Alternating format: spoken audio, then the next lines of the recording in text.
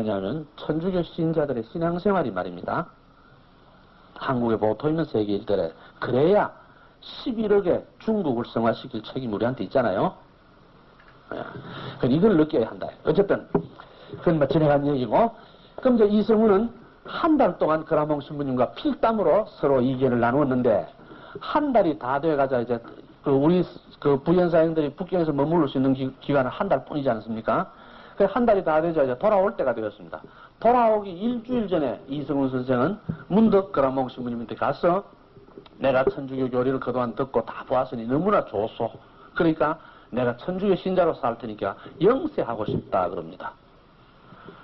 그래 이제 그라몽 신부님이 난감한 거죠. 왜 그러냐? 천주교 예비신자 교리가 몇 달 하는데요. 6개월 아닙니까? 그죠? 근데 한 달 만에 줄 수 있습니까? 그런데 영세 달라는 사람을 안 준다 그럴 수도 없죠. 지금부터는 정사에 기록된 건 아닙니다. 야사 얘기입니다. 여러분도 잘못 들으시고 또 정사는 잊어버리고 야사 중심으로 말하면 안 됩니다. 그러면 한국 천주교에서 또 전설과 뭐 야담과 실화 되어버리죠. 요거는 이제 갈로 속에 넣어놓고 들으십시오. 그래 그라몽 신부님이 안 된다 그럴 수는 없고, 그죠? 몹시 어려워서 스스로 자제하도록 하려고 두 가지 조건을 제시합니다. 천주교 신자가 된다는 것은, 이거 그렇다고 조건이라고 해서 엉터리 조건을 낸 건 아니죠. 정식으로 얘기하는 거죠. 천주교 신자가 된다는 것은 성세성사를 받고 자기 혼자 구원받으려는 게 천주교 신자 되는 거 아니다. 나가 구원을 받고 내가 영세를 받고 내가 말이죠 이제부터 거룩하게 살아야 되는데 그 더러운 것들하고 내가 어떻게 상종하겠느냐고. 그러니까 혼자 미사 참여 열심히 다니는 사람들이 있습니다. 본당에 보면 내주어 나가라 하면 내주어 나갔더니 오히려 신앙생활에 방해됩니다. 이렇게 하면서, 그럼 뭐가 방해되더냐 그러니까 썩이라는 사람이 어떻게 그럴 수 있으며 부단자이 그러면 됩니까 하고 자기 혼자 거룩하게 사는 사람이 있어요. 콜에 너무 거룩한 사람들은 몰라 거룩하다 키가 좋을지 모르겠지만 콜에 거룩한 사람은 천당을 못 가면 천당을 고른 사람 오는 데는 아니거든요. 만약 천당에 고른 사람만 다 모이고 있으면 천당 아무 재미없습니다. 그죠? 무슨 재미로 살아야 돼요? 아무 재미없는 천당에 누가 가겠어요? 그게 아닌데, 어쨌든 그 옛날에 분명히 얘기합니다. 천주교 신자가 된다는 것은 복음을 끊임없이 전하는 일을 한다는 얘기다 이 말이에요. 그걸 못 전하면 천주교 신자 될 필요 없다 이 말이에요. 근데 당신이 혼자서 당신 나라에 어떻게 복음을 전하는가? 또 복음을 혼자 전하고 혼자 전했다고 생각하고 기분 좋게 생각하는 그런 소위 자기 만족에 빠지는 게 천주교 신자가 아니다. 전했으면 적어도 1년에 한 번씩은 그 전한 상황을 분명히 적어서 북경에 보고를 해야 된다. 1년에 한 번 정도. 이거 불가능하지 않느냐. 이걸 해야 한다. 그러니까 이성훈 선생님이 그 자리에서 그거 내가 하겠습니다. 이건 쉬운 대답이 아닙니다. 나중에 아시겠습니다만은 한국 천주교회가 북경에 소식을 전하기 위해서 편지를 적어 사람을 보내는데 그 사람이 북만주벌판에서 얼어 죽고 굶어 죽고 해가 편지가 전달이 안 됩니다. 그 여간 어려운 일이 아닙니다. 북경에서 서울까지 걸어서 가니까요. 그것도 혼자는 못 가잖아요. 반드시 부연사에 따라가야 되니까. 그런 어려움을 겪는데 그걸 하겠다는 겁니다. 그러니까 이성훈 선생님이 대단한 열의를 가졌던 게 틀림없죠. 복음도 전하고 그 결과를 보고하겠다고 약속합니다. 그럼 이제 두 번째 조건은 뭐냐 하면 천주교는 철저히 일부일처제입니다. 그죠? 근데 그 당시에 우리나라 양반들은 일부 다처제 아닙니까? 일부 다처제일 뿐만 아니라 부인, 정실 부인 말고 소실들은 몇 사람이라도 들을 수 있습니다. 거기다가 소실들이 예기에 뛰어나면 그걸 자랑으로 알고 있습니다. 그러면서 서로 질투하면 칠거지약이라고 쫓아냅니다. 절대 남성 우위 시대의 그런 그 사회 체제거든요. 그게 한국 사회에서 당연한 거죠. 그래서 그거를 얘기합니다. 당신의 나라에서는 그게 당연하고 자랑이고 떳떳하지만은 당신 공부한 대로 천주교는 일부일처제도다.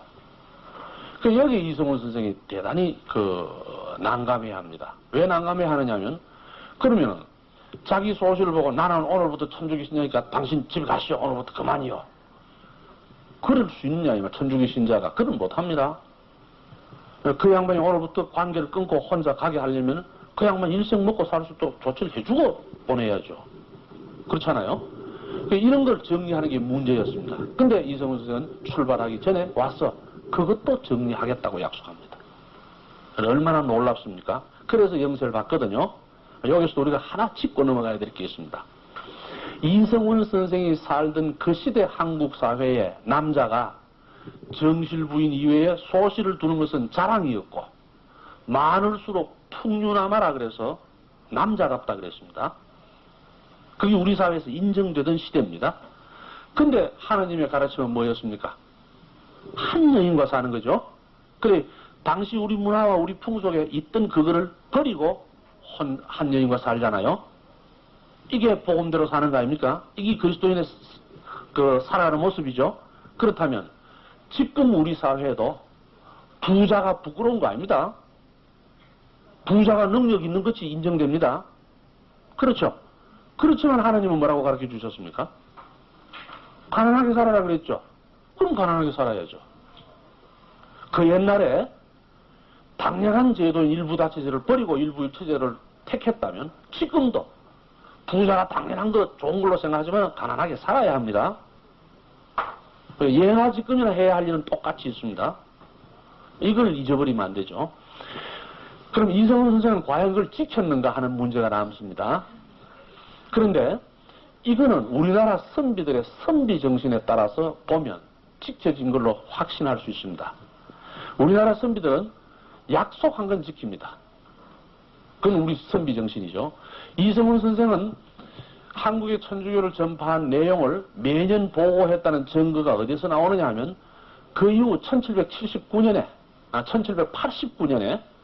이성훈 선생이 한국의 교세를 북경에 보고한 편지가 발견이 되어 있습니다. 누른 자료를 가지고 있습니다. 그렇다면 이성훈 선생은 매년 보고를 한 게 틀림없고 이성훈 선생이 매년 보고하면서 약속한 두 가지 중에 하나만 지키고 하나는 안 지키는 것은 당시에 우리나라 선비의 정신에 어긋나서 그런 짓은 안 하는 겁니다. 그 점으로 봐서 지켜졌으리라고 믿는다 이 말이죠. 그런데 남의 사생활을 너무 들추는 게 아니라서 더 이상 얘기를 할 수는 없습니다만 곁들여 말씀을 드려본다면 적어도 한국 천주교회가 선각자들에 의해서 들어오면서 우리 사회에서 양반으로서 일부 일처 제도를 최초로 산 사람이라고 볼 수 있지 않느냐. 중대한 변화가 옵니다. 이것이 사회적으로 공인되는 것은 그 후 갑오경쟁 이후인데 그죠?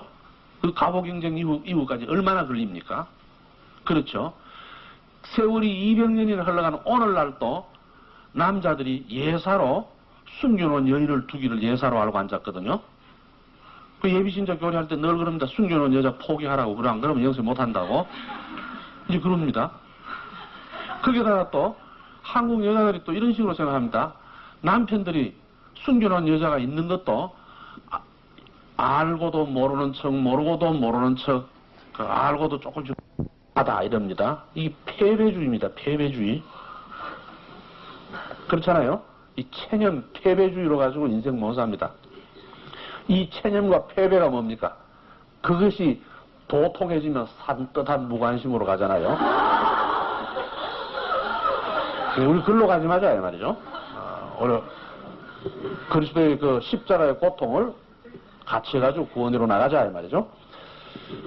어쨌든 이성훈은 그렇게 해서 이제 영세를 받고 베드로라는 본명으로 영세 입교해가지고 기쁨에 차서 그리고 거기서 많은 교리책을 얻어오는데 그때 그 교리책들이 어떤 것들이냐 지금 우리가 생각 같은데 성사지적,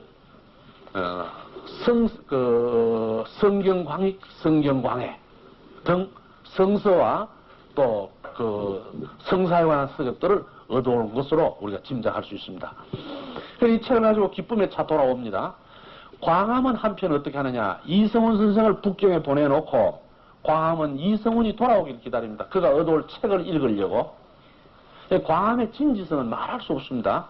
그때 불과 나이 30밖에 안 되는 젊은 학자인데 자기 집 말고 외딴 집을 한 채 전세 내놓고 기다립니다.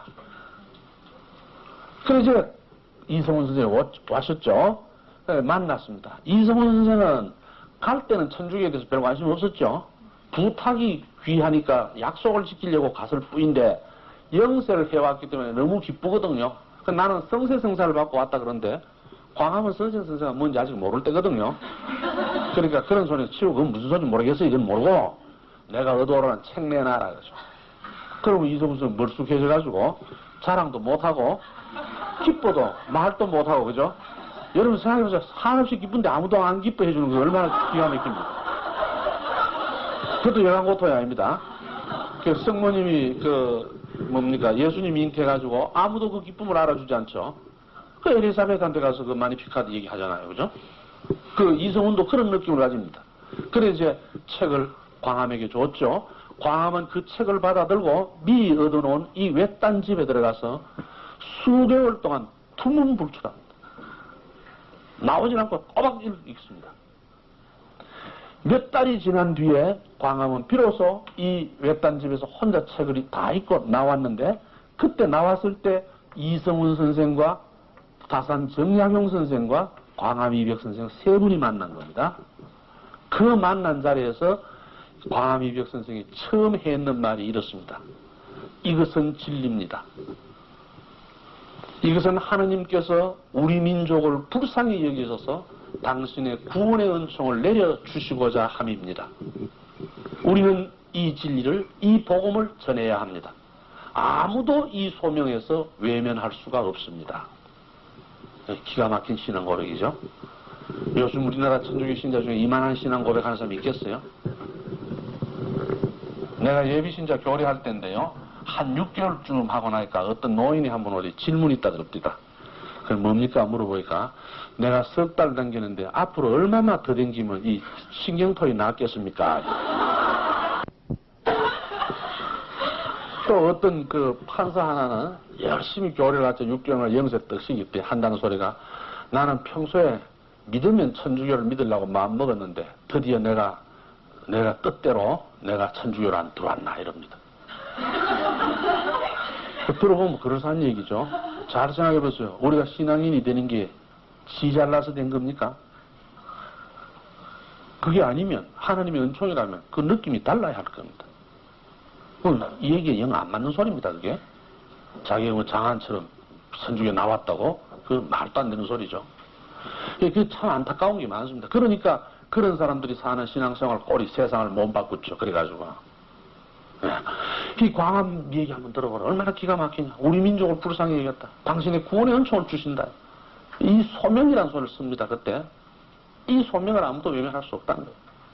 이걸 전해야 한다는 겁니다. 그리고 그는 본명을 정하는데, 자, 이성훈은 한국교회 머릿돌이더라고 거라몽 신부님이 정해주셨죠. 광암은 자기 스스로 정합니다. 나는 구세주가 우리 민족에 오시는 길을 닦겠다. 그게 누굽니까? 그래 세례자 요한이라는 본명을 합니다.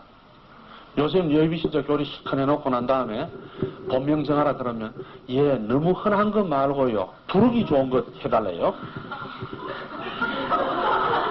그거하고 이 광암이 정한 거하고 얼마나 다릅니까? 그죠? 그러니까 그 옛날의 사람들이 우리보다 못한 줄 착각하지 마라 이 말이죠. 분명한 의식을 가지고, 과연 그는 세례자 요한처럼 살다가 합니다. 민족 복음의 선구자 역할을 하고 죽습니다. 그래 영세입교하죠. 이 무렵에 마현에 광암 선생의 누이가 돌아가셔가지고 제사날이 됩니다. 기일이 되어가지고 한강을 건너 마현에 가서 제사에 참여하는데, 이 먼 친척으로 다산도 여기에 연결이 됩니다. 나중에 가족관계 얘기할 때 있으면 쭉 한번 하겠습니다만, 가족관계까지 지금 여기다 넣어놓으면 그만 혼란이 오니까 그거는 덮어놓고 친척벌이 됩니다. 제사를 마치고 돌아오는 길에, 이 한강 나루터에서 배를 타고 돌아오는 길에 마을에 있는 사람도 몇 사람 탔고, 광암이 이제 다산하고 같이 타서 광암이 다산에게 이 얘기를 합니다. 자기가 이제 영세입교 했으니까 기쁨에 차서, 그죠? 그리 영사합니다. 천지 창조, 하나님께서 창조주이신 하나님에 관한 얘기, 그리고 십자가의 구원의 얘기, 그리고 인간은 그 영혼이 있어 불사불멸하고 마침내 죽음에 영원한 하나님 나라로 가야 한다는 얘기를 이 선상에서, 배후에서 합니다.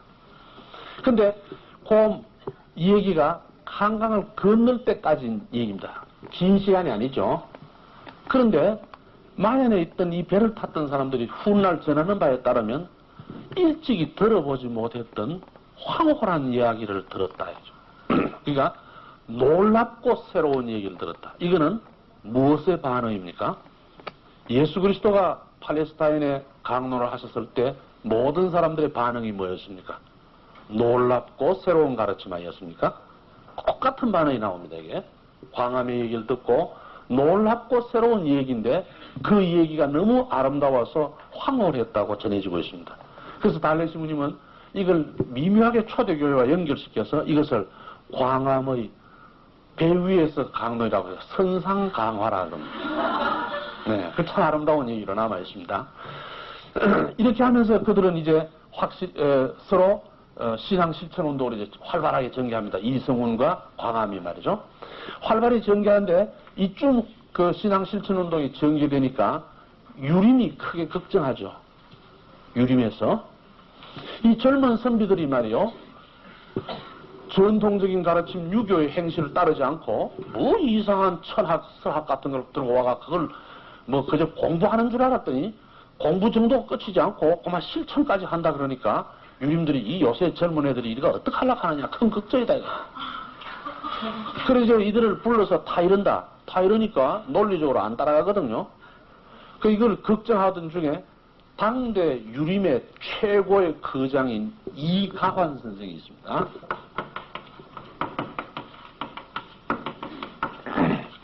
이가환 선생이 내가 다른 젊은이들이 서학에 몰두한다면 별로 관심을 안 가지겠다. 까지 뭐 한때 가지다가 말겠지. 그러나 장래가 매우 촉망되는 광암이 서학에 빠져 실천한다니 매우 유감스럽다. 그래서 내가 언제든지 그를 만나면 성현의 가르침의 원리에 따라서 그가 생각하는 게 잘못된 것다는 것을 깨우치리라 그랬습니다. 이 얘기를 듣고 광암도 또 광암 자신이 내가 다른 선비들이 말하는 거야. 그 녹록한 선비들이 하는 소리에 내 일일이 대답할 필요 없다 이거지. 그렇지만은 당대를 풍미하는 대유학자인 이가환 선생이 그렇게 말씀하신다면 만나서 이야기하고 싶다 그랬습니다. 얼마나 멋진 얘기입니까? 그래서 저는 이걸 좀 흥분된 것으로 소개합니다. 왜 흥분된 기분으로 소개하느냐 하면 이가환 선생은 한국의 동양의 전통 철학을 대표하는 대가입니다. 그렇다면 계시진리를 대변하는 대가로서 광암과 마주치는 얘기는 우리 민족 전통 문화와 계시진리 사이의 충돌을 의미하는 것이고 최초의 논쟁을 의미하는 것이고 그 결과는 한국 교회의 미래를 예측하게 하는 거 아닙니까? 교회사 초기 기록에는 아무런 감정 없이 담담하게 그냥 적고 있습니다. 그러나 이거는 저 혼자 그래 느끼보는 겁니다. 그래 이 두 분이 서로 토론을 하겠다. 그래서 이제 만나서 토론할 날짜가 정해졌습니다. 이게 정해지니까 그때 서학서를 한두 권 안 읽은 사람은 없다 그랬죠. 그럼 많은 선비들이 굉장한 관심을 가졌죠. 그래서 이름 있는 선비는 이 소위 대토론회에 참석했습니다. 대단한, 그죠. 요새 말하면 뭐 일대 뭐 학술 토론 대회죠. 심포지움쯤 되겠죠. 그래서 이게 토론회가 열렸는데, 한국 사람들 그 토론회에 있었던 내용들을 전부 적어 놓는 버릇이 있어요. 그래, 틀림없이 이 내용, 기가 막힌 내용들 다 적혀 있을 거다요. 근데 남아있는 조각들을 보면 적었던 게 사실이다. 적혀 있는 게 사실이다. 그런데 200년 박해 속에서 이 내용이 하나도 없이 다 타없어가지고 내용을 모른다 이 말이에요. 알 수가 없어요. 매우 안타깝습니다. 그런데 이 두 사람의 토론을 전하는 남아있는 기록 하나가 있는데 그게 뭐냐, 다산정약용 선생이 그 중형을 위한 묘지명에 이 토론에 대해서 잠깐 말하고 있습니다. 남아있는 거 5밖에 없어요. 이제 그걸 토대로 해서 소개하면 다산은 이 토론에 참석했던 것 같습니다. 그래서 관심 있는 그 뛰어난 선비들이 구름처럼 모인 자리에서 두 대가는 마주 앉았는데 광암은 그때 나이 30살밖에 안 되는 아주 젊은 소장학자고 이가환은 중후한 당대를 대표하는 나이든 선비입니다. 그래서 두 분이 마주 앉아서 토론하는데 3일 밤 3일 낮을 계속했다 그럽니다. 대단하죠. 3일 밤 3일 낮을 때도 하는데 토론되지 않는 문제가 없었다. 천문지리와 인간과 역사와 사물에 대해서 토론되지 않았던 게 없다. 다 토론했다는 것이죠. 그 3일 밤 3일 도서 계속했는데 다사는 다만 그 상세한 내용은 별도로 적어놨다 하는데 그건 없으니까 못 찾아보겠고 다만 그 끝을 설명하는데 이렇게 설명합니다. 시간이 흘러감에 따라 두 토론은 매우 진지해서 3일 밤 3일 낮을 듣는 사람 말고 숨가쁘게 하고 아무도 자세를 흐트리지 못하게 했다. 매우 진지하고 심각하게 토론해서. 그런데 시간이 흐를수록 가관의 논리는 먼지처럼 흩어지기 시작하고 광암의 논리는 혹은 흐르는 물 같고 혹은 날카로운 칼날처럼 날카로워서 쾌도단마하게 가관의 논리를 끌어나갔다. 3일째가 되는 날 마침내 광암의 논리는 태양처럼 빛났다.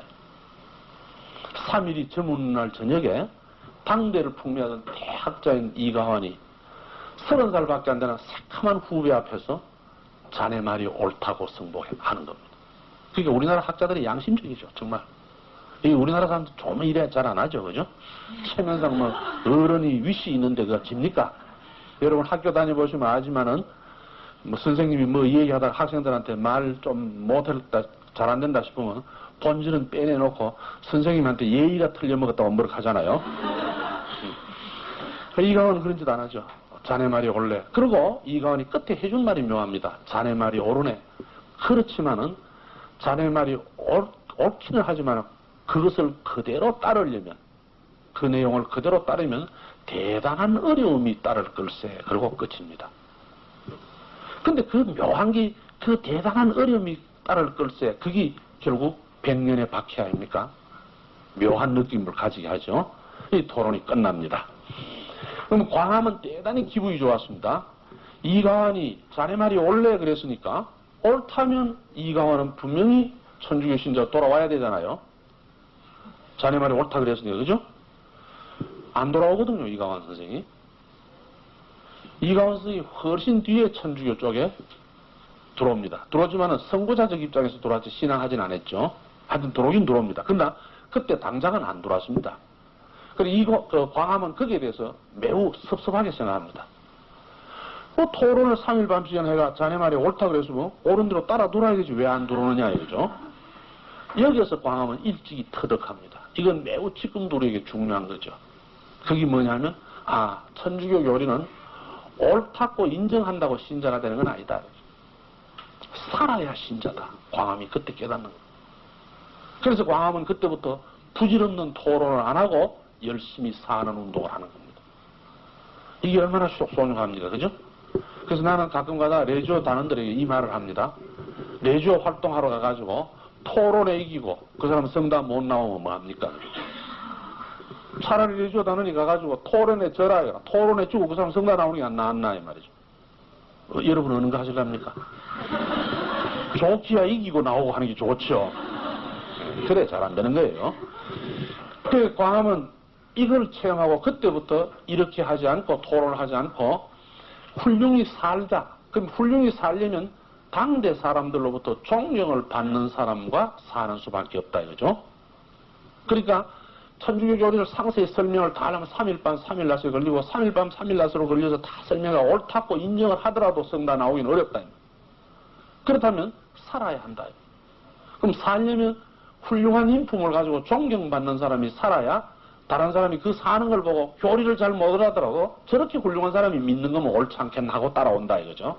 그래 이분이 눈을 돌려 찾은 분이 그 유명한 권일신, 권철신 형제입니다. 바로 강학회 좌장이었고 이분이 왜 유명하냐. 한강 남쪽에 사는 곳인데 여러분 우리나라 지도에 천안산거리 있죠. 이 천안산거리가 왜 천안산거리냐 하면요. 경상도 사람이 서울 올라가면 여기 다 와야 돼요. 이 길을 거쳐가야 돼요. 전라도 사람이 서울 가려면 이 길을 거쳐가야 됩니다. 그러니까 전라도 사람과 경상도 사람이 서울을 가려면 만나는 곳이 천안입니다. 그래서 천안에서 만나가 서울로 올라가는 길, 요 세 거리 아닙니까? 이 천안산거리입니다. 교통의 요지입니다. 그런데 당시의 교통수단이 걸어가는 수밖에 없고 말 타고 가는 정도니까 여기에서 천안에서 서울까지 하루 만에 못 갑니다. 요새 뭐 새마을처럼 그렇게 간단히 가는 거 아니죠. 하루 만에 못 가니 서울을 목전에 두고 양근 땅에서 하루 쉬어야 됩니다. 쉬어야 되는데 그때 요즘처럼 뭐 여관이 있고 뭐 그런 거 별로 없거든요. 그러면 그 지역의 큰 선비덕에 가서 하룻밤 신세를 지는 수밖에 없죠. 그때 이 지역에서 많은 사람들의 존경을 받고 있는 집안이 권철신과 권일신 형제분이 사는 이 집안입니다. 권씨 가문입니다. 이 길이 경상도와 전라도가 한데 모여서 서울로 오는 바로 서울 턱 밑에 있는 곳이기 때문에 삼남 선비들이 다 모입니다. 여기는 경상도 선비도 이 집에서 주무셔야 되고 전라도 선비도 여기서 주무셔야 되고 서울 선비들이 전라도로 가나 경상도로 가나 여기서 거쳐가야 됩니다. 그래서 팔도의 모든 선비들이 이 집만은 모르는 집이 없죠. 이 집 문제는 항상 길 가는 선비들이 묵고 가는 자리로서 성씨를 이루고 그리고 그 형제분들이 모두가 인품이 뛰어나고 학덕이 높아서 모든 선비들로부터 존경을 받습니다. 이 광암은 이들을 대상으로 영세교식이죠. 그런데 여기 이제 제일 위에 형님이 권철신 형님인데 그 권철신 형님은 유학의 상징적인 인물로 존경을 받는 분입니다. 근데 이제 광암과 이 얘기를 하면서 천주교 교리가 옳다고 압니다. 천주교 교리가 옳으네. 그렇지만은 나는 당장은 못 들어간다. 와 그러냐? 당대를 풍미하던 유학의 상징적인 어른이 하루아침에 천주교 신자가 됐다 그러면 삼남의 선비들이 어떻게 됐냐고 야단일 거다. 그 위치 때문에 쉽게 못 온다 이 말입니다. 이제 거기에 비해서 권일신 선생은 그 아우이시기 때문에 형님이 계시니까 그렇게 확강을 받는 인물은 아닙니다. 그도 학덕은 뛰어났지만 그래서 이분이 먼저 입교해 옵니다. 그럼 이분이 입교할 때는 또 어떻게 입교해 오느냐? 동양의 사도, 동양 정교의 사도로서 정교의 주보가 누굽니까? 그래서 프란치스코라는 본명으로 들어옵니다. 그러니까 얼마나 분명합니까? 그죠? 예. 그래서 이분들이 모여서 이제 천주교 신자가 되죠. 이게 과연 영향을 준 겁니다. 이게 영향을 준 거예요. 그러니까 권씨 형제가 나중에 이제 형님도 나중에 천주교 신자가 됩니다. 권일신 선생도 천주교 신자가 됩니다. 이게 영향을 받아서 삼남의 선비가 이 집을 거쳐가고 이 집 문전에서 밥을 먹고 쉬는데 이 어른들이 천주교 신자니까 서학도니까 어떻게 서학을 하십니까? 자연스럽게 주고받으면 교리 강자가 되었죠. 그래서 이게 연유가 되어서 바로 전라도 지방의 천주교를 전하는 전라의 사도 유한금이 이분 덕택에 영세를 하고 선생님 인품 때문에 영세를 하죠. 그 다음에 서울 건교를 전하던 김종교 이분이 역시 여기서 영세를 하고 서울에서 뛰어난 양반을 합니다. 신부는 약하지만 학식이 뛰어나죠. 역관은 이제 통역을 하자니까 외국어에 능통하잖아요. 지식인이잖아요. 역관 김범우 선생도 여기서 영세 입교합니다. 그러니 이제 이 멤버들이 이성훈 선생과 광암희 선생을 중심으로 권일신 선생이 세 분이 중심이 되어서 한데 모여서 함께 기도하고 그리고 함께 교리 연구하고 선교 활동을 계속하니 이것이 한국교회의 출발이다. 이 첫 번째 모임은 광암 선생 댁에서 이루어졌습니다. 그러나 광암 선생 댁에서는 오래 못 갑니다. 왜냐하면 광암 선생의 아버지가 요새로 택치면 대통령 그 경호실장쯤 되거든요. 그러니까 궁중에서 임금님을 다스리는 의형대자이다 이 말이죠. 그래서 그쯤 되니까 아버지의 그것도 엄격할 뿐 아니라 그 집에서 너무 이렇게 모이는 게 어렵습니다. 그래서 장소를 옮긴 것이 주민계급으로서 지식인인 김범우 선생. 그때 김범우 선생 댁이 명례방에 있었거든요. 그래서 명례방에 있는 김범우 선생 댁에 모여서 이 모임을 가지니 이게 한국 천주교 역사의 시작인데 그때가 1784년이고 그 첫 번째 모임이 김범우 선생 집의 첫 번째 모임이 대략 어떤 데쯤이냐. 지금 학자들이 미루어 짐작하기를 늦어도 음력으로 1784년 10월경은 틀림없다. 10월경부터는 공식적으로 모였던 게 틀림없다는 겁니다. 이래서 이제 한국교회 역사는 시작이 되었습니다.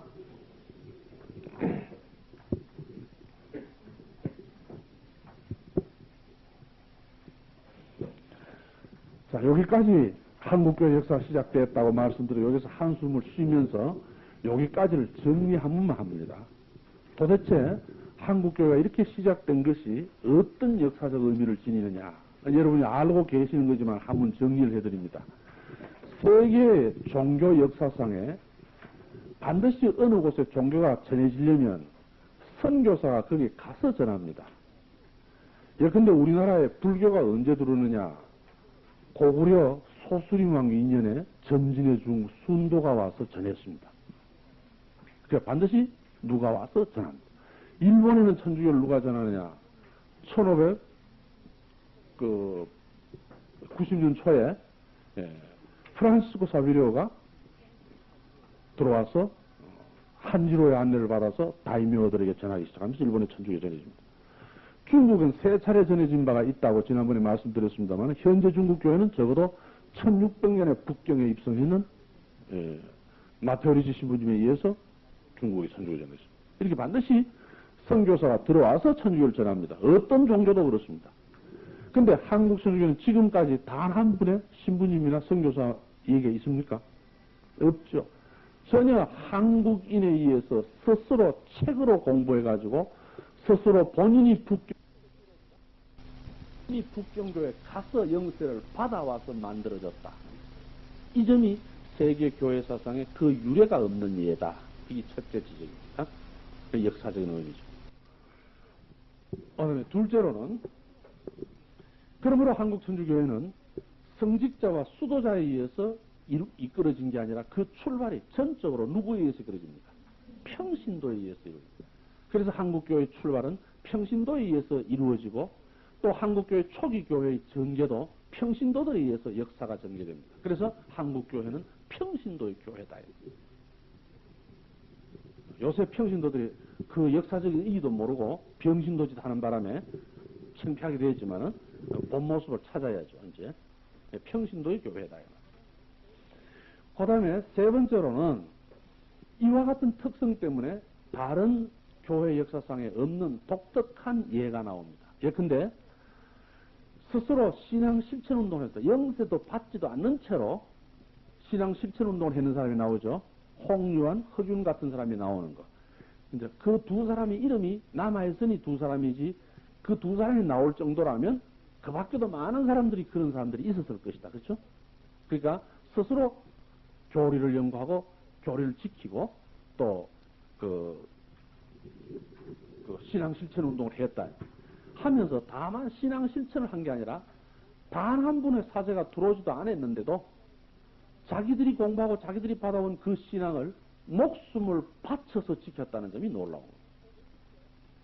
혹 어떻게 선각자에 의해서 받아들여지긴 하더라도 시련이 오면 버리기가 예사인데 버리지 않고 목숨을 바쳐서 그 자기들이 믿는 바를 증거했다는 점. 그러니까 우리 교회식으로 말하면 단 한 분의 사제도 없는 상태에서 순교자가 나왔다는 게 놀랍다 이 말이에요.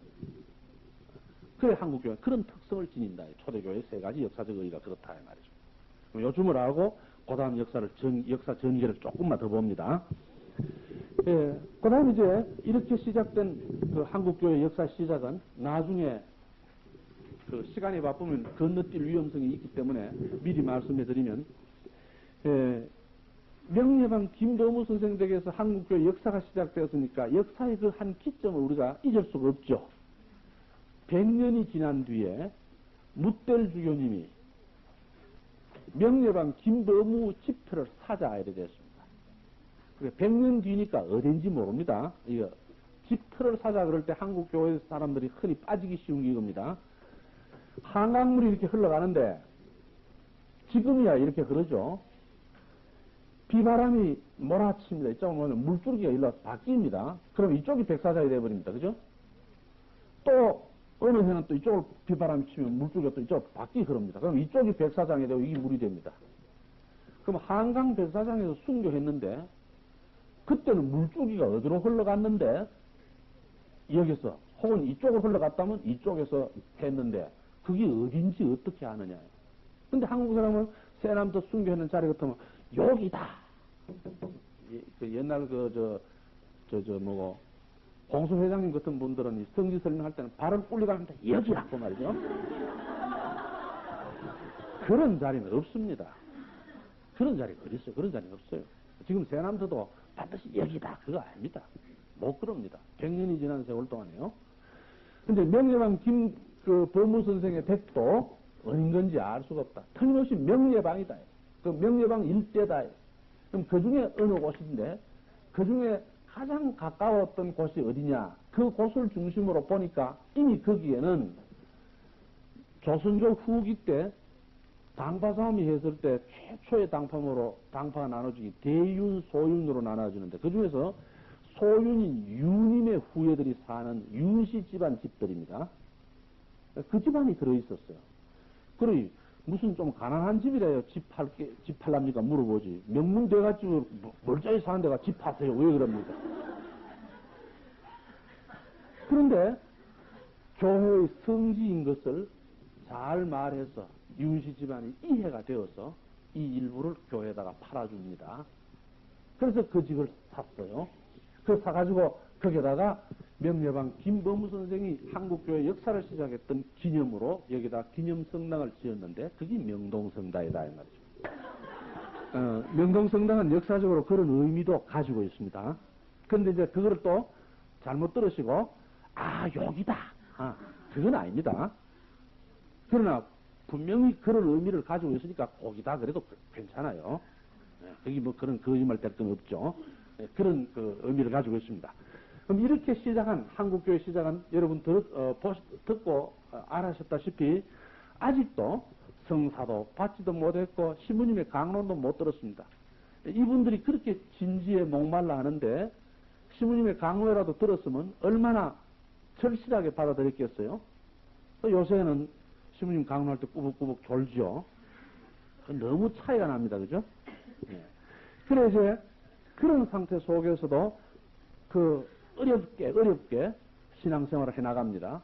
그래 해나가는데 이 1784년 늦게 10월쯤이라고 늦어도 10월쯤에서부터는 이 모임이 있었던 걸로 확인되고 있는데 이래 모였던 이 모임이 기가 막히게도 1785년 그 이듬해 바로 첫 번째 박해를 당합니다. 이 사건이 을사추조 적발 사건입니다. 자, 여러분 노트에 이제 잘 모르겠어가 헤매게 될는지 몰라가지고 넘어가서 봅니다. 제2장 한국천주교회 교회사의 전개 가 을사추조 적발 사건 바로 이겁니다. 명예방 김범우집에서 모여서 이 모임이 어째서 이렇게 적발이 됐나? 이 적발 과정이 묘합니다. 그래서 교회 사회를 보면 아주 간단하게 적어놨습니다. 우연한 기회에 추조라고 하는 것은 그때 형조를 말합니다.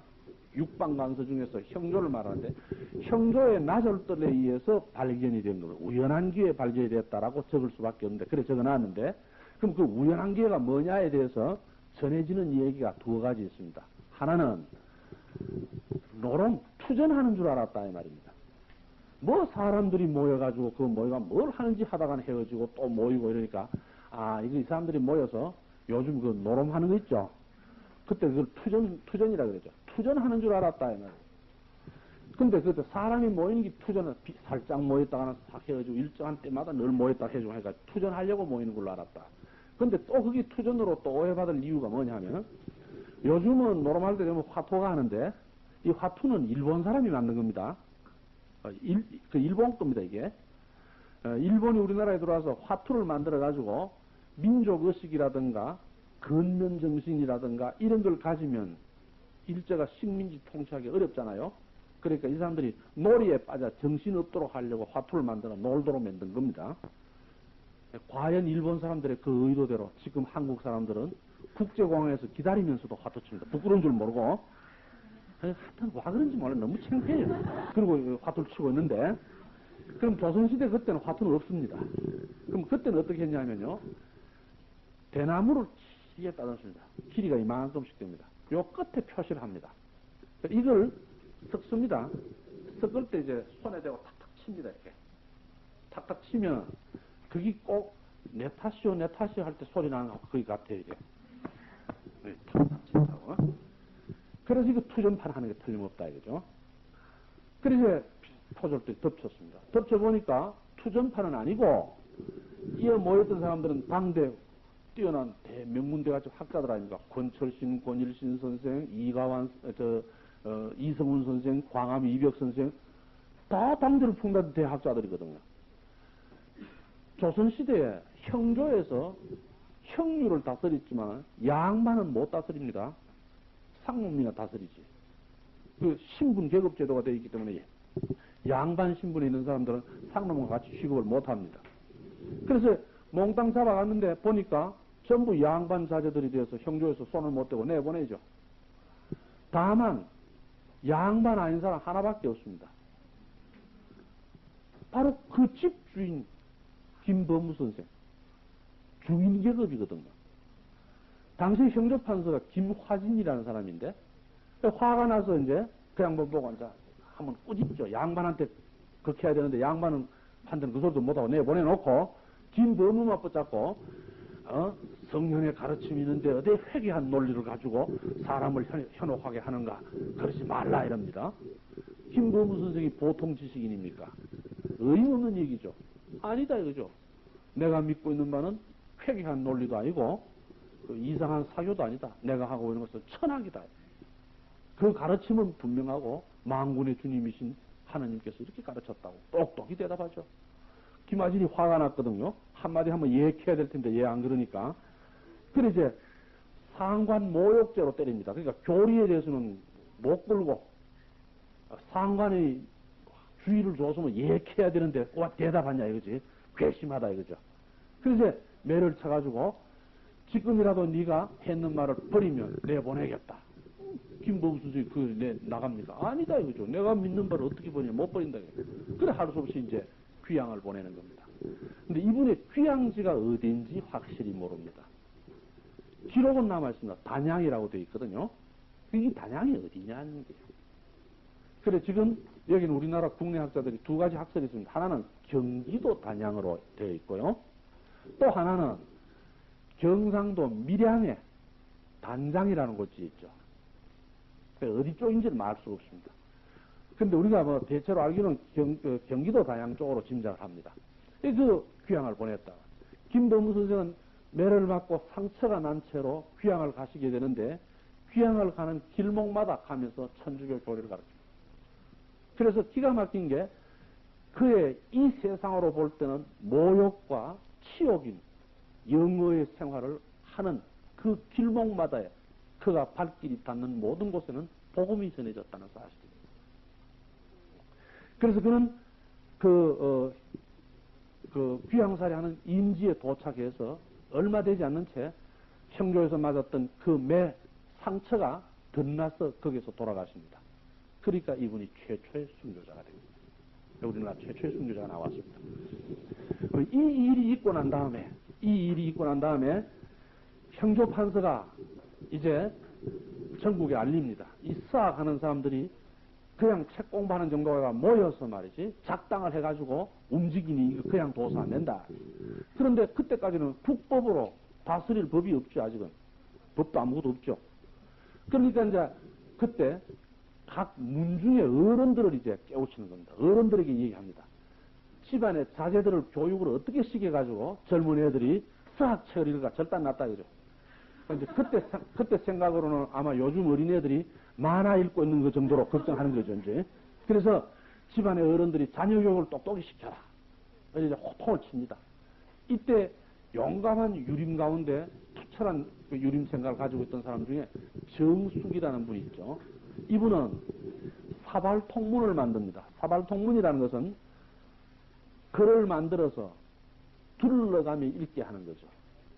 그 사발통문을 만들어 거기다 뭐라고 적어놓냐면 서학에 심취하는 자는 유림에서 이름을 빼자. 그리고 유림은 서학을 하는 사람들하고는 상종을 하지 말자. 그렇게 이제 돌립니다.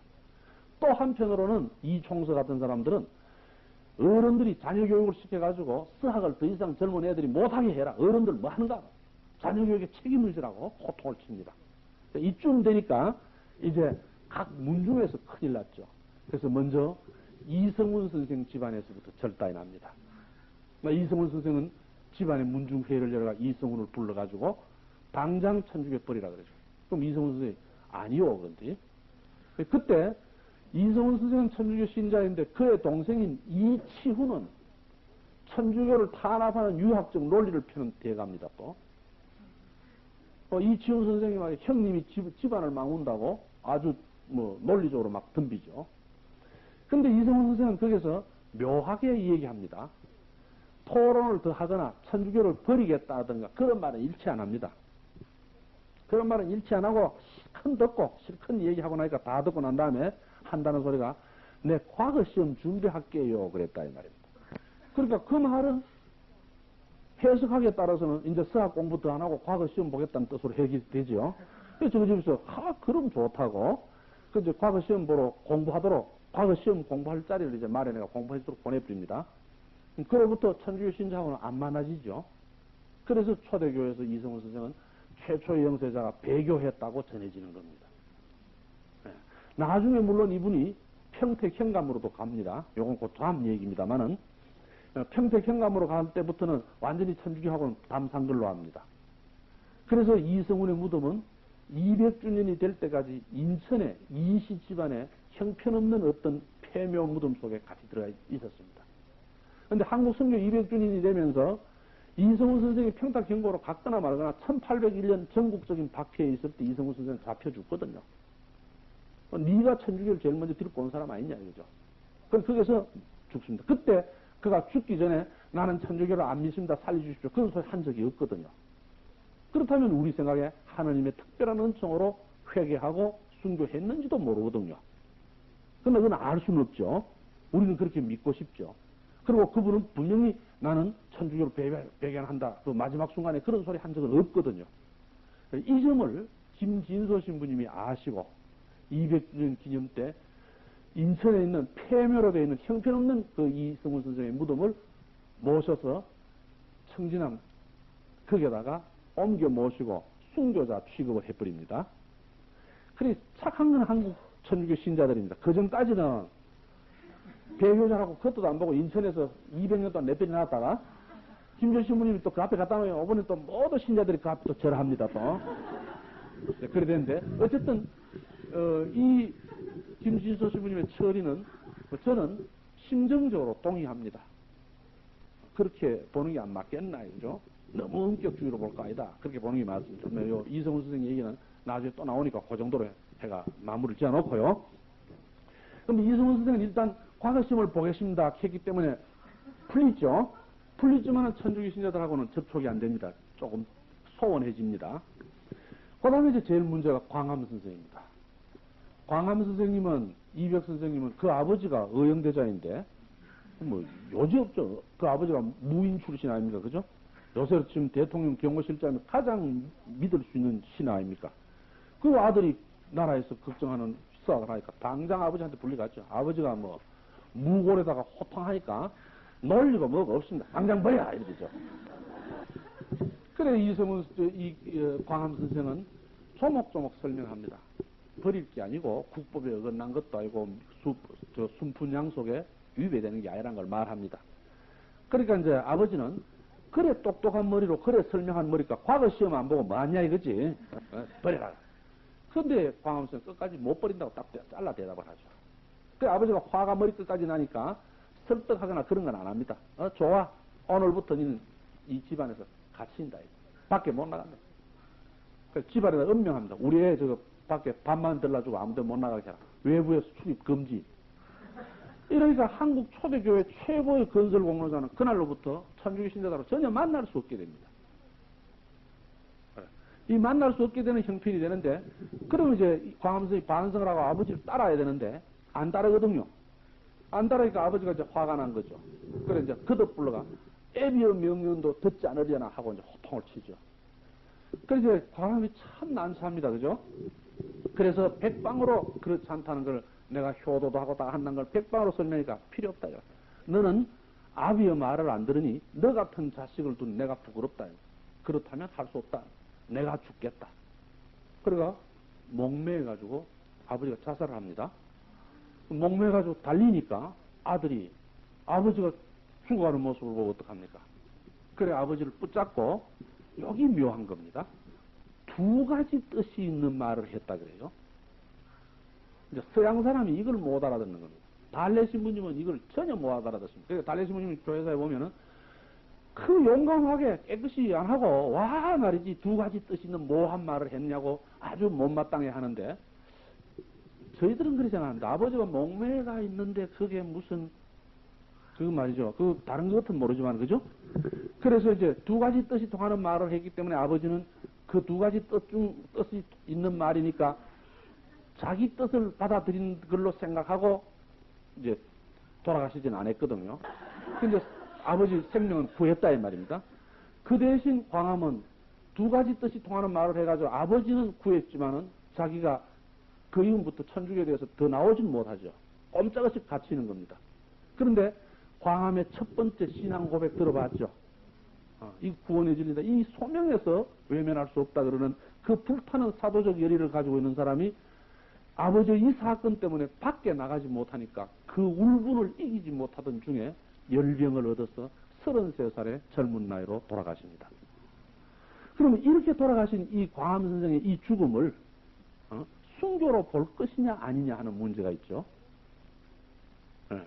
아일랜드 산 수도원에서는 백색 순교라는 말이 나오죠. 그 다음에 그 뒤에 또 피 흘려 죽는 순교를 붉은 적색 순교라고 한다면 녹색 순교가 또 있습니다. 그럼 적어도 광암은 틀림없이 녹색 순교에 해당되죠. 그래서 순교자로 볼 것이냐. 한국 교회사에서 많은 사가들은 순교자로 보려고 합니다. 근데 두 가지 뜻이 있는 말을 했다는 요 대목을 달래 신부님이 이해 못해서 대단히 나무래 나왔기 때문에 서양 사람들은 생각해 두 가지 뜻이 얍삽한 말 아니냐 이거죠. 기분 나쁘다 이런 뜻인데 이거는 동양을 잘 몰라 하는 소리입니다. 그럼 두 가지 뜻이 있는 말이 어떻게 있을 수 있느냐? 우선 예를 하나 들게요. 일제시대 1910년에 한일 합방조약을 맺습니다. 유명한 이완용을 중심으로 해가지고 육부 대신을 앉혀놓고 이등박문이 고종 황제가 앉아있는 자리에서 이 조약을 찬성하느냐 반대하느냐 말하라 그럽니다. 바깥에 헌병이 탁 찍혀 서죠. 반대한다 그러면 그 자리에서 딱 잡아가지고 탄장 비명소리가 들리고 그 다음에 찬성한다 그러면 그 자리에서 경리라는 일본이 내리주는 자기와 그때 돈 2,000원을 줬습니다. 그때 돈 2,000원이면 요새 돈을 하면 한 20억쯤 될 경우. 그래 줬습니다. 그래 기가 막히는 현장 아닙니까? 임금이 계시는 앞에서.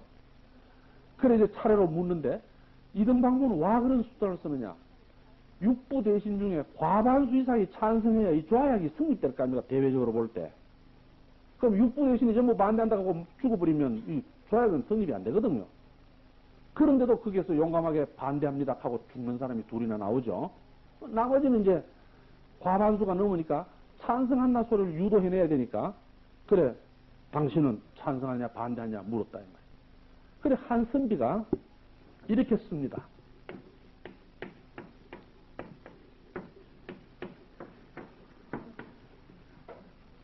이랬듯 써가지고 내놨습니다.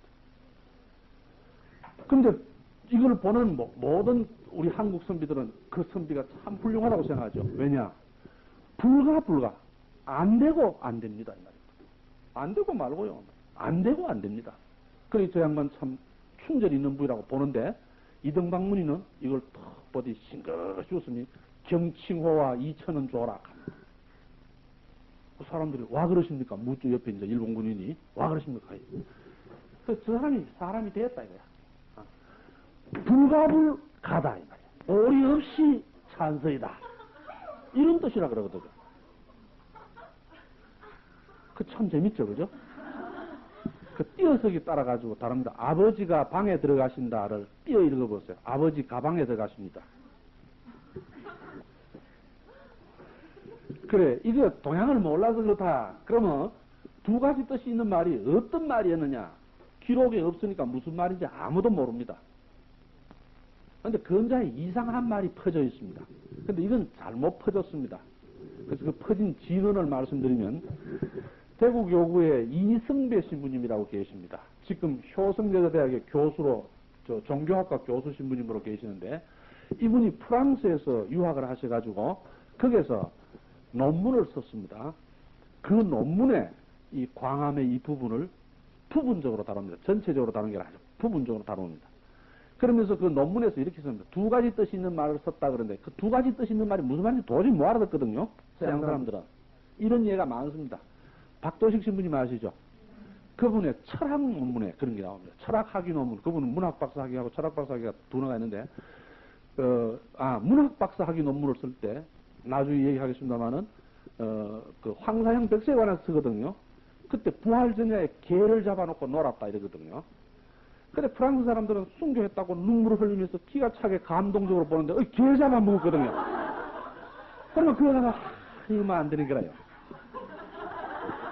그래가지고, 박도식 신부님이 그거를 풀려고, 이 개는 보통 개가 아니라 식용개다, 이 말이야. 너희가 생각하는 그 애완용 개 아니다. 전적으로 잡아먹기 위한 식용개라고 암만 설명해도 불란 사람, 이거 뭐 알아듣겠다, 이거. 그랬는데, 그런 어려움을 겪는데, 우리 이승배 신부님도 마찬가지입니다. 그 논문 중에 도대체 두 가지 뜻이 있는 말을 했으니까 이거는 배교다, 이거야. 그러니까 이제 이승배 신부님, 그렇진 않다. 두 가지 뜻이 있는 말을 한다고 반드시 배교는 아니다. 그럼 어떻게 그러냐? 예를 들어봐라. 근데 이승배 신부님 예를 들어드립니다. 아버지가 갑자기 목을 맨다. 얼마나 다급하냐, 이 말이야. 아들이 뛰어가서 아버지를 붙잡고 아버지 뜻을 따르겠습니다. 그랬다. 그러면 아버지는 어떻게 알아듣겠어? 광암 선생은 무슨 뜻으로 말했어요? 참 여러분 잘 알아들으시네요. 그 두 가지 뜻이 있는 말을 했다. 근데 그게 이제 진짜로 그랬는 것처럼 전하는데 전짜로 그래 안 됐습니다. 이거는 논문에서 예를 들면 그럴 수 있다고 말한 거지 진짜로 그런 건 아닙니다. 어쨌든 그 두 가지 뜻이 있는 말을 하고 그 남았는 걸 달래신 분이 그렇게 못마땅하게 생각했지만 저희들 보기에는 그렇게는 안 본다. 33살의 젊은 나이로 요절하는 그 사도적 열의에 찬 한국교회 창설공로자의 위대한 업적을 이제 보았다. 그 밖에 이제 다른 사람들이 고통받는 거 수타 있습니다만 그것까지는 다 얘기하려면 한국교회에서 이런 식으로 1년 내내 말해도 다 말 못하니까 그건 여러분 다른 기회에 보시도록 덮어놓고 우선 이제 급한 게 있습니다. 이성훈 선생입니다. 이성훈 선생은 광암매로 안지역하고 저희 해가지고 이래 애를 안 먹죠. 안 먹고 그만 과거 시험 볼게요. 그러니까 아주 좋다고 과거 시험 보라 그랬다. 그럼 이제 과거 시험 보러 턱 가가 이제 과거 시험 보려고 앉았는데 그럼 과거 시험 보려고 그러면 과거 시험 보는 공부를 해야 될까 이거. 근데 거기에서 과거 시험 보는 공부는 안 하고 천주교 교리책 계속 연구하고 천주교 신자들하고 살살 만났거든요. 그러니까 공식적으로 전에처럼 적극적으로 나서진 않아도 교리책을 읽고 살살 만났거든요. 그래 요거 참 묘한 일입니다. 집에서는 과거 시험 보는 줄 알고 본인은 천주교 교리책 계속 보고 딴짓하고 있고 이거를 그 친구 이성훈 선생의 친구 어제 잠깐 얘기했습니다. 이기경이 봅니다. 이기경이라는 사람은 여러분하고 소개가 인사인데 누구시더라 합니까? 압니까? 누구시더라죠? 네, 그러면 실례입니다. 벽이론 쓰는 사람들. 벽이론의 거두라 그러지 않습니까?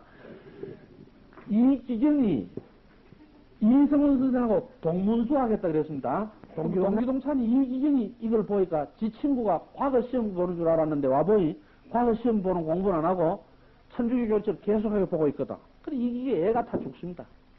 야 너가 아버지한테 니 그렇게 놓고 이럴 수 있나? 그 이성훈은 아무 말도 안 하고 계속 보고 앉았거든. 그래 이걸 그러면 니 정이라면 너가 아버지한테 알린단 말이야. 부모를 속이는 거 아니냐 이 말이지. 그래도 이성훈은 가만히 앉아 착 보고 앉았죠. 그래 차마 이럴라 그러니까 친구지간에 이러긴 너무 미안하고 그래 이 걱정스러워 이 걱정을 자기 친구한테 얘기합니다. 그게 홍낙안입니다. 요 사람은 이제 이름이 비슷해가 또 헷갈리는데 홍낙민과 홍낙안 두 사람이 있습니다. 그 중에 하나는 순교한 우리 천주교 신자고 하나는 벽이편에 선 사람입니다. 홍나간이한테 얘기를 하죠.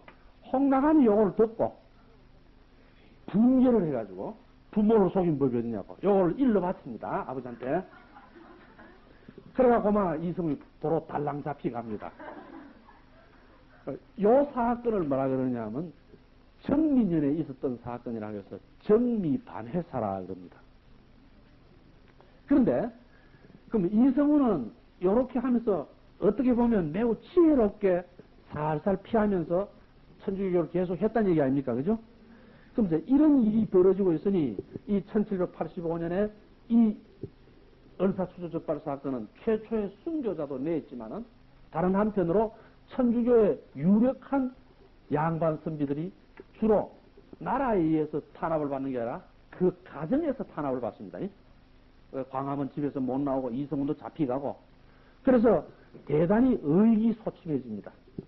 형편없어지죠. 교회가 이제 말라 비틀어질 파입니다. 이대로 놔뒀다가 이제 교회가 나가는 그 곤란한 패죠. 이때 그 유명한 초기 교회 건설 공로자인 권일신 선생이 이성훈을 불러 인원을 했습니다. 이대로 가다가는 우리 사학이 절단났다. 이래간 정말 망하겠다.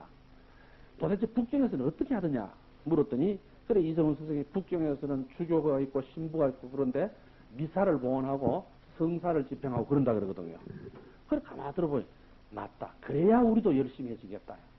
그렇다면 우리도 미사를 봉헌하고 성사를 집행할 수 없겠나. 그러니까 이성훈 선생이 딱 내가 한 달 동안 봤는데 뭐 못할 것도 없다 이거죠.